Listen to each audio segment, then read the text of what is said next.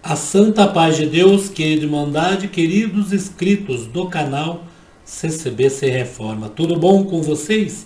Sejam todos bem-vindos ao canal da família cristã.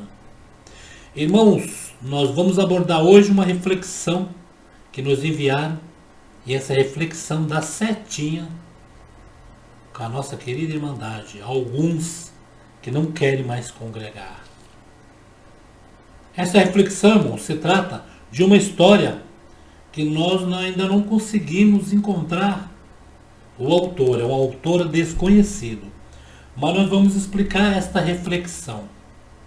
Em uma cidadezinha pequena, havia um cooperador em que foi levantado para atender em uma certa igreja. Só que essa certa igreja, ela tinha sido fechada por não ter irmandade que congregasse mais nela. Muitos pararam na graça, tinham seus motivos, entre aspas, e esse cooperador iria reabrir essa igreja. Ele tinha aquela missão do ministério de Deus para abrir de novo aquela igreja. E ele saiu convidando naquela cidade pequenininha, convidando aqueles que congregavam, que ficou sabendo que não iam mais para a igreja, irmãos que eram batizados. E ele aproveitou, saiu convidando almas testemunhadas, né? Só que o que ele ouvia naquela cidade era o seguinte: para aquela igreja ninguém queria congregar. Cada um tinha o seu motivo de não querer congregar. Por esse motivo que essa igreja foi fechada, mas depois foi levantado esse cooperador com essa missão. E ele ficou triste, porque ele marcou um culto, domingo de manhã, e neste culto ninguém apareceu. Ele ficou lá sozinho, ninguém apareceu neste culto. E ele ficou muito triste, cabisbaixo. E ele acabou assim tendo uma ideia. E falou: vou fazer isso. O que ele fez? Saiu anunciando para todo bairro, para crentes, não crentes, católicos. Saiu anunciando. Então, já que eles não iam para a igreja, eles teriam que ir. Foi convidado para o funeral daquela igreja, o qual muitos riram e falou: ué, como é que se faz um funeral de uma igreja? Nós sabemos que funeral é feito de pessoas, mas de igreja, como é que é essa prática? E ficaram curiosos em saber como que seria este funeral neste dia. Foi se passando os dias, foi chegando o domingo, que era no próximo domingo. Só que era no período da tarde. Ele já fez isso para dar tempo de não ter desculpas, que teria que ser cedo. Ele já fez à tarde para que todo mundo acordasse e fosse. E para sua maior surpresa, lotou aquela igreja. Só que lotou porque eles queriam saber como seria feito um funeral de uma igreja. Ele colocou uma urna de frente do púlpito e fez uma fila. Ele falou: cada um vai lá dar a última despedida à igreja. Já que vocês não querem congregar mais, nós vamos acabar enterrando essa igreja.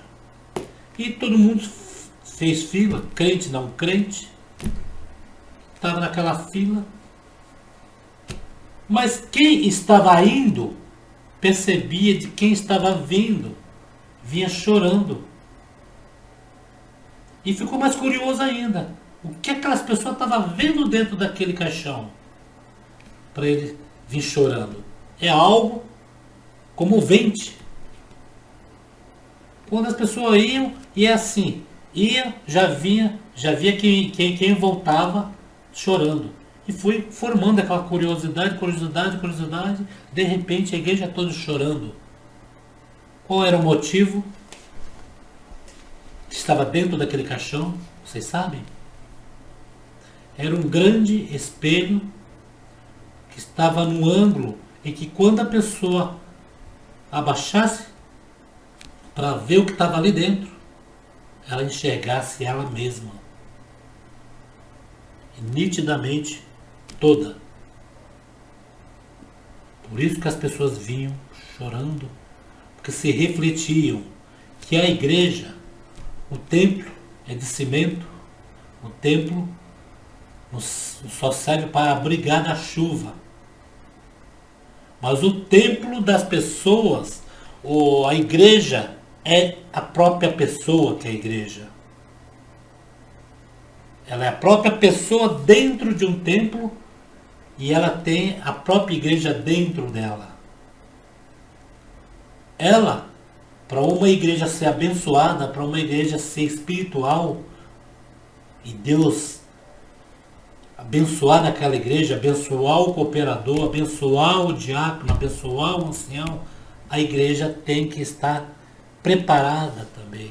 A igreja tem que estar na comunhão, tem que estar sem nenhuma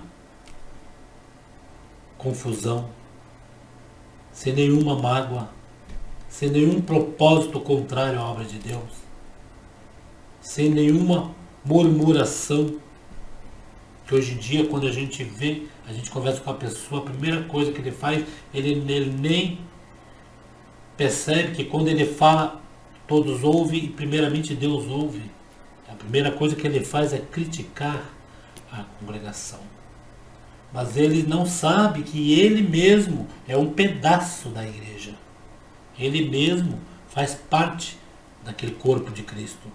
E se ele mesmo for na igreja e fizer conforme o mandamento, ele vai ver que vai ser uma igreja abençoada, vai ser uma igreja, começando por quem está de cima até embaixo. Não estou dizendo quem está ali sentado, quem está lá na tribuna, são diferentes. Começando por quem está na tribuna até lá embaixo. Tem que ter uma certa comunhão. Que na hora que começa o culto, veja bem, irmãos, eu já congreguei em várias igrejas, em várias congregações. A obra é a mesma, o Deus é o mesmo, a revelação do Espírito Santo é o mesmo, mas há uma diferença entre uma igreja e outra, uma comum e outra. Você sabe quais são essas diferenças? Muitos dizem assim: olha, naquela igreja em tal lugar, diz que tem festa todo culto. O pregador lá, Deus usa ele bastante. Não estou falando em eloquência, em pular, em sapatear, em bater no púlpito. Não estou falando disso. Isso é do dom de cada um. Cada um tem o seu dom, expressa do jeito que tem que ser expressado, né?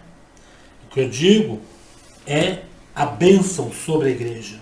Porque uma igreja abençoada, isso requer doutrina, e isto, doutrina também, ensinamentos, né? Eu me lembro, irmão, que anos atrás, lá na década de 70, que é a época em que já me via gente, né? Década de 70 no finalzinho, viu? Que no começo eu era moleque, era criancinha, não entendia. Mas no finalzinho, lá ainda para de 8, 9, 10 anos, eu me lembro. Isso quando eu me lembro. Antes deveria ser com mais frequência. Eu me lembro que todo culto, o cooperador pegava a folha de doutrina, os ensinamentos e doutrinava a igreja. Passava. Doutrinava a igreja. Irmão, não pode isso, irmão, não pode aquilo. Tome cuidado com isso, tome cuidado com aquilo. Pega aqueles livrinhos pequenininhos que hoje quase ninguém lê, né? E fala, olha, está aqui escrito assim, assim, assim, assim. Hoje em dia, não tem mais isso. Por quê? Porque tem povo, tem irmão, tem irmã que não aceita a correção, que não aceita o que está na doutrina. Não aceita a doutrina. E acabam não dando aqueles ensinamentos que eram bons demais. O irmão, quando a gente ouvia assim um irmão na igreja adiantando o testemunho, testemunhava um e ele já encerrava o testemunho ali para 8h05, 8h10, já podia ver que ele puxava da gaveta aqueles livrinhos e dava ensinamento na igreja. E era uma igreja fervorosa. Era uma igreja em que quando o irmão falava, vamos pedir um hino, o irmão lá levantava sozinho. Hino tal. O irmão falava assim, esse hino confirmou a palavra. Confirmou. Por quê? Ele estava ali, Deus tinha dado a palavra para ele, mas ele falava, pensava consigo. Se alguém pedir um hino referente a essa pregação, essa passagem bíblica, é porque Deus está me dando. E ele fazia questão de falar. Este hino revelou, confirmou a revelação da palavra dessa noite. Não era gostoso, irmão? Não era gostoso nessa época? Não era.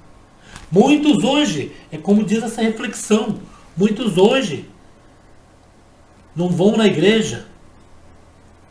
Mas quando eu falo que não vou na igreja, não é para essa fatia em que esfriou na graça, essa fatia que não congrega mais, estão sem forças.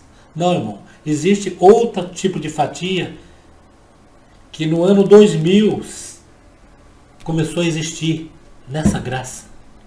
Que é aquela fatia do não vou mais na igreja porque lá é assim, assim, assim, assim, me fizeram isso, isso, isso, isso. São aquelas fatias, irmãos, das pessoas que elas não vigiaram, erraram, e por não vigiar errou, e por errar não se arrependeu. E hoje, inconformada de não ter mais forças, acabam, irmão, colocando culpa no cooperador, no músico, no organista, no ancião, no diácono, naquele irmão lá que vai à igreja. Ah, porque aquele irmão leva à igreja falou uma palavra que, sabe, lá eu não vou mais. Ah, o cooperador tava, me chamou a atenção numa parte lá eu não vou mais. Será se você... Isso é uma reflexão, viu, irmão? Da morte da igreja. Não vão achar que isso aconteceu de verdade. Isso é uma reflexão que me enviaram, mas dizendo em outras palavras, pastores, mas é que eu acabei adaptando para nós, para vocês entenderem direitinho. Será se essa pessoa que está falando isso fosse nesse velório, nesse funeral da igreja, e olhasse no espelho, olhasse o rosto dele ali, ele não ia temer? Que ele era uma parte da igreja, que ele tinha aquela responsabilidade de ser aquela parte da igreja, e ele deixou de ir na igreja, não foi por problema de cooperador, nem encarregado, nem ninguém. Ele deixou de ir pelas suas próprias obras, pelos seus próprios erros, né? Só que tem aqueles, que é a outra fatia, em que eles erram, deixam de congregar, não vão na igreja, mas eles estão ali amargurados, pedindo forças. Qualquer dia eu vou na igreja, eu estou sem forças de entrar naquela porta, mas eu vou, porque Deus é bom. Quando eu estava lá, Deus falava comigo. Quando eu estava lá, eu ouvi muita palavra. Eu não esqueço do que eu ouvia quando eu dava recitativo. Quando eu era pequenininho, que eu ia lá dar recitativo, eu não esqueço. Eu tenho saudade. Não é essa fatia, não. Essa fatia vai voltar, irmão. Vai voltar.